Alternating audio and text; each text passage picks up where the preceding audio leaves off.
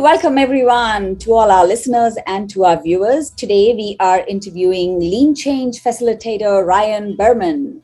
Ryan, did I pronounce your surname correctly? Perfect, well done. Thank you. So, I don't know where to begin. Maybe we just start with you introducing yourself and we take it from there? Sounds like a good place to start. Okay, so I guess I usually go by the term agile coach, and I've been doing that for about a decade now. I came to the change world through the agile world and found a perfect synergy there through,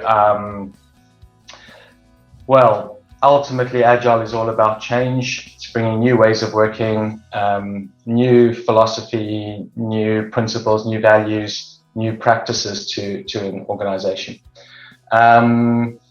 I am also a trainer. I run a whole host of trainings in all related in some way to agile, through team processes and practices, Scrum, Kanban, to product management, to working with managers, leaders,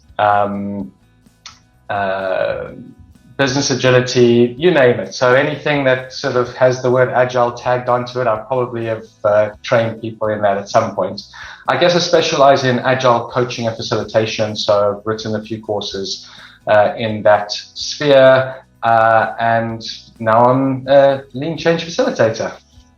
Yeah, on that, I think, you also co-created the whole enterprise, the enterprise agility course, right, for Lean Change? Yeah, so Jason got a few of us together who were interested in contributing to that. It was a new foray into the enterprise agile track of IC Agile. There was already the one module on that track had already been created, and we wanted to see if we wanted to do the second one. And so it was a fun experiment, and we did it, and we got it accredited, and we tested it on the facilitator audience, and it seemed to go down well. We got good feedback and iterated, and here we are. Oh yeah, and that reminds me, you have an upcoming course in September in UK, don't you? Do you want to tell us a little about that?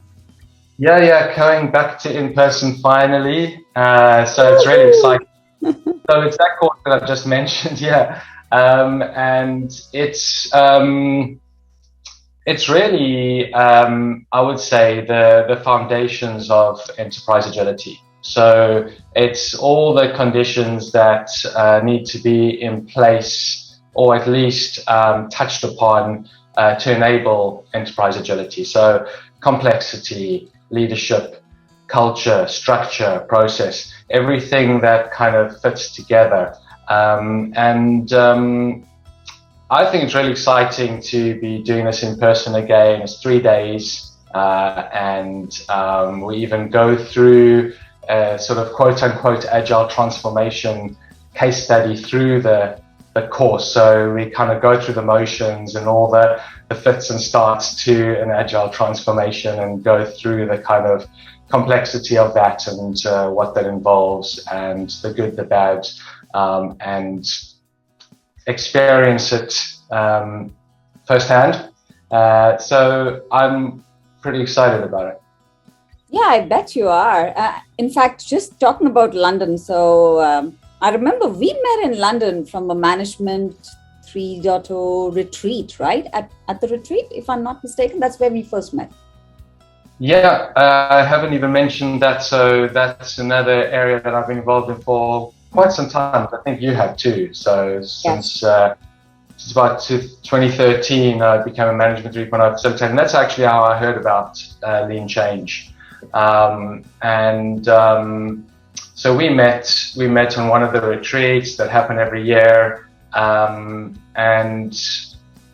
I think that was probably the first time we met. That was in London, probably about 5-6 years ago, something like that. Yeah, I guess so. Probably 6 years ago. So yeah, that was fun. Yeah.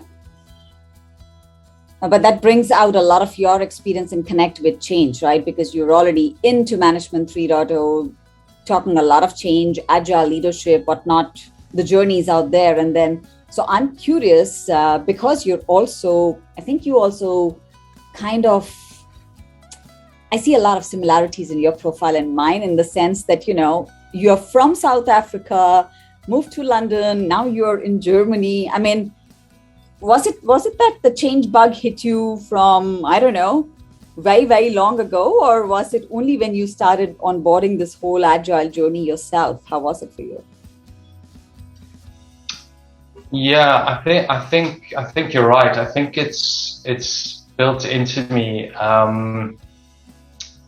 mean, I could go into the whole story about growing up in South Africa, but certainly, I think something gets implanted very early on about systems not working and affecting a whole society, let alone myself, and wanting somehow to change that, often feeling frustrated and not being able to do anything about it, but then finding some ways, in my case through organizations, to make that change. So I was a frustrated office worker, I suppose, who as many of us were, who needed things to change, or I would have gone mad. So I had to bring them myself, and learn more. I think agile was a natural fit with that, and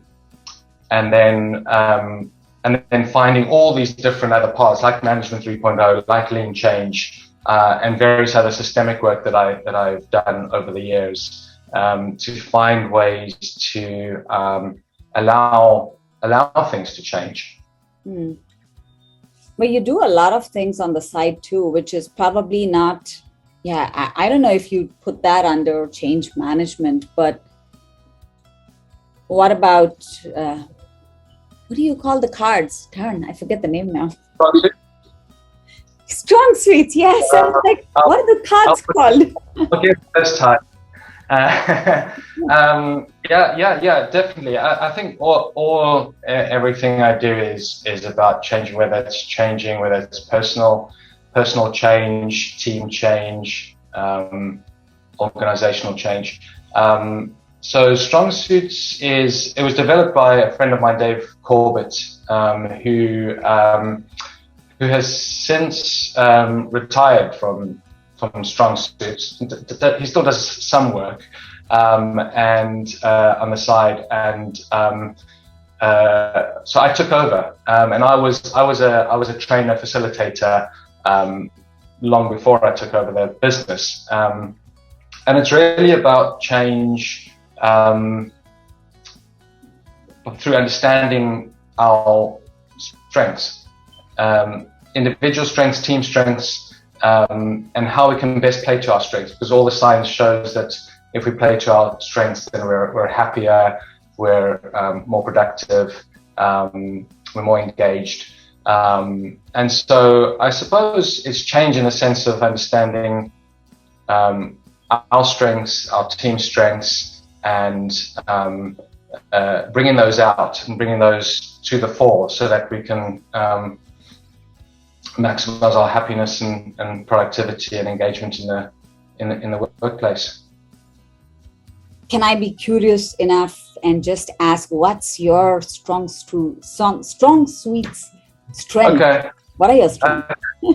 So it really divides. So it's a deck of cards. There's 52. Just to give some context, 52 strengths, and then those strengths could be kind of subdivided into categories or styles. Let's say communication style strengths, and I suppose mine kind of fall into the what we call the diamonds suit in the deck of cards, which is sort of more clarity, more precision, more understanding, analysis. So I suppose that's kind of my natural strength, where I'm sort of most at home. And then we can learn also to be adaptable to different contexts through adopting some of the strengths of some of the other types, but knowing that if I was to do that all the time, I would exhaust myself, because my natural strengths are in the diamonds suit. So that's kind of how it works. And then there's all things about your opposites, how you can learn from your opposites, overplayed strengths, which sometimes we call weaknesses, but then they're actually strengths because that they're just overplayed. And so we can learn to dial down certain strengths and dial up certain strengths depending on the context that we're in. So it's a whole system of change, personal change, team change, but through games and through having fun. Awesome. I'm always inspired by that whenever we have a chat on that. And I think that's why I was like, what was that called though? And I forget the names of the cards. So, okay. But thank you for that. I'm actually very curious now to know. So I know you've been like an avid learner. You do a lot of reading and stuff, but curious, where you headed with on your change journey personally? Where do you want to take yourself on this journey? Any plans? Anything? Yeah, so there's like sort of personal and professional, and then there's the overlap between the two, of course. So I suppose my journey has moved more, I guess, higher up in the organization, if you could call it that.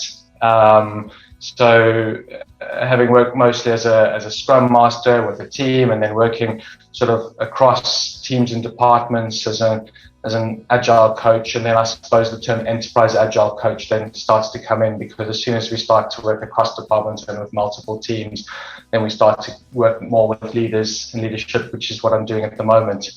And then the conversation gets really interesting, because then it's like, okay, you've brought me in to, let's say, quote unquote, change this team or these teams. Now can we turn the conversation over to you? And it's not something that you can kind of just ask as a question. Can we just now talk about you? It's just kind of more like a veering of the conversation towards, well, how do we work with this interaction between you as the leaders and the teams and functions and departments that you're working with? So that's the sort of, I guess, more professional angle. Personal and professional, as I mentioned earlier, I've been doing quite a lot of systemic work. So in the world of systemic constellations, systems, work through embodiment, through using ourselves as the I guess as the barometers, as the indicators of what's happening and going on in a system, right. Which I find fascinating, and I hope and would love to interweave more into my work. It certainly informs me in my work, but sort of overtly doing it in the workplace is another matter, because it is something quite sort of left field for many. But it's definitely an area of interest of mine. Cool. So I'm just thinking, just for the viewers and listeners, we have nothing of this planned. It's just very impromptu. I think I'm just continuously asking questions, because now I'm very keen to know a lot of things. Probably I don't think we've ever connected on this, Ryan. So this is really interesting conversation. No, we probably haven't. Yeah, I've kept it quite quiet over the years. Yeah. So you see a lot of change agents now. You've been training a lot of people to, onboard this journey of change too. What kind of advice might you have for change agents of, I don't know, in today's world? And I'm being specific in today's world because I guess it's different in many ways from where we were a few years ago. Not just because of COVID, but the amazing pace of change that we have today, which is even faster than what it used to be a few years ago. So what advice would you leave for change agents for today? No, it's interesting. Like, as you said, that things have become more complex and have sped up, if anything. what immediately comes to me is us, as if we want to call ourselves change agents, us slowing down, and not sort of buying into that system, if that makes sense. I mean, it's a reality. Complexity is a reality, and speed is a reality. But we could either become more frenetic ourselves and try to kind of fit in, or we could work with that complexity and that speed by bringing more consideration, deliberateness, kind of attention, mindfulness, and ultimately it's all, I mean, Lean Change talks about this all the time. It's about working with people. It's about working with social systems, and our sort of physical, biological, psychological makeup has not changed that radically as much as technology, etc. Obviously, we're constantly adapting to that, but sometimes in good ways and sometimes in not so good ways. But really, people are still people, and so if we can use all the skills we know as coaches to listen, to reflect, to bring in the wisdom of the crowds through all the good practices that we know, through facilitation, through canvases, lean coffees, open spaces. The more that we can listen and tap into the intelligence of the group and the hive mind, and this is a lot related to the systemic work that I've been talking about as well. It just looks at that in a sort of a deeper way. Then I think that's I can't remember exactly the way you worded the question, but I think that's the sort of direction that change agents might be kind of veering towards. Oh, it's a beautiful response. Love it. Cool. So thank you for that. Sure. Thanks. Right.